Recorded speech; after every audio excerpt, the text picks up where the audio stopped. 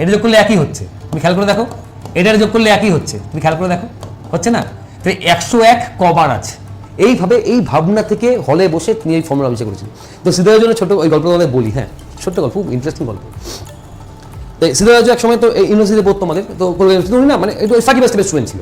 ফাঁকি মানে অঙ্ক ভীষণ ভালো পারতো, বাকি সাবজেক্টে ফাঁকি মারতো, ক্লাস কামাই করতো, ঘুরে বেড়াতো, আড্ডা মারতো, এই টাইপের মানে এই টাইপের মানুষ ছিল। তো এর জন্য সব ছেলেমেয়ে জানতো যে সে তাই করে। কিন্তু পরীক্ষা হলে পরীক্ষার রেজাল্ট যখন বেরোতো দেখতো প্রতিবারই ও অঙ্কে ফুল মার্কস পেত, অঙ্কের নাম্বার কাটতে পারতো না। কিন্তু এদিকে অঙ্কের ক্লাস বাঙ্ক করতো, ঘুরে বেড়াতো।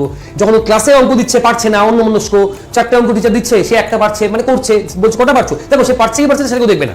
তোমার পরীক্ষার হলে গিয়ে তুমি সব পারো জানো, তুমি দুটো কোশ্চেন আনসার দিয়ে চলে আসলে বাড়িতে, তোমায় কি বলবে যে সে সব পারতো কিন্তু 98 খানা সে পারেনি, পরীক্ষা দেয়নি, ইচ্ছা কিন্তু হবে, কেউ কি বলবে? সবাই তোমার ওইটাই বলবে যে ও দুটো পেরেছে মাত্র।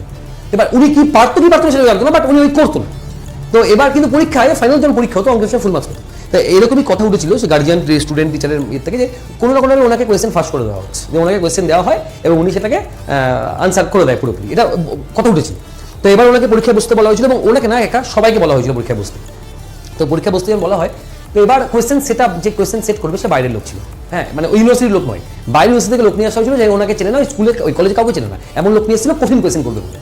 তো একইভাবে পরীক্ষা হয়েছে। তো পরীক্ষা যখন কমপ্লিট হয়ে গেছে, পরীক্ষা কমপ্লিট হয়ে যাওয়ার পর যখন রেজাল্ট বেরিয়েছে, রেজাল্ট বেরোনোর পর দেখছে সবাই, কেউ ধরো কটা, আমি না গল্পটা পুরোপুরি আমার এক্সাক্টলি মনে নেই, ধরো 50টা কোয়েশ্চেন বা 100টা কোয়েশ্চেন যাই কোয়েশ্চেন করে না কেন, কেউ 80টা করেছে, কেউ 90টা করেছে, কেউ এরকমভাবে বিভিন্ন অ্যান্সার করেছে, কিন্তু উনি একটা মাত্র পেরেছে, আর কোনো কোয়েশ্চেন পারেনি, আর কোনো কোয়েশ্চেন সে পারেনি। তো পরীক্ষার রেজাল্ট যখন বেরিয়েছে, অ্যাকশন দাও, এটা এসে অ্যাকশন, খুব ইন্টারেস্টিং গল্প।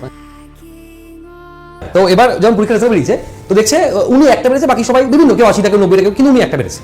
এবার ওনাকে তো কনফারেন্সে ওই সেমিনার রুমে দেখা হয়েছে, সবাইকে প্রত্যেকে দেখা হয়েছে, দেখে যারা ওর পেছনে এগেন্স্ট আন্দোলন করেছিল তারা তো জিতে গেল আলটিমেটলি। তারা বললো দেখেছো এতদিন কোয়েশ্চেন মানে নিজস্ব ইউনিভার্সিটিতে কোয়েশ্চেন হচ্ছে, তিনি ফুল মার্কস প্রতিবার পাচ্ছে, কোনো কাটতে পারছে না, যেই বাইরে থেকে কোয়েশ্চেন হলো অমনি উনি একটা পারলো, আর কিছু পারেনি, বাকি তো অনেক পেরেছে, তার মানে আলটিমেটলি ভুয়ো।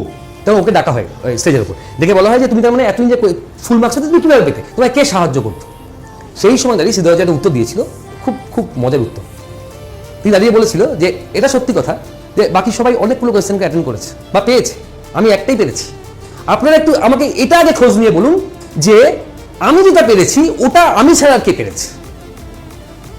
সবাই অবাক, কারণ এটা এটা এই কথাটা ওঠার কোনো জায়গাই নেই।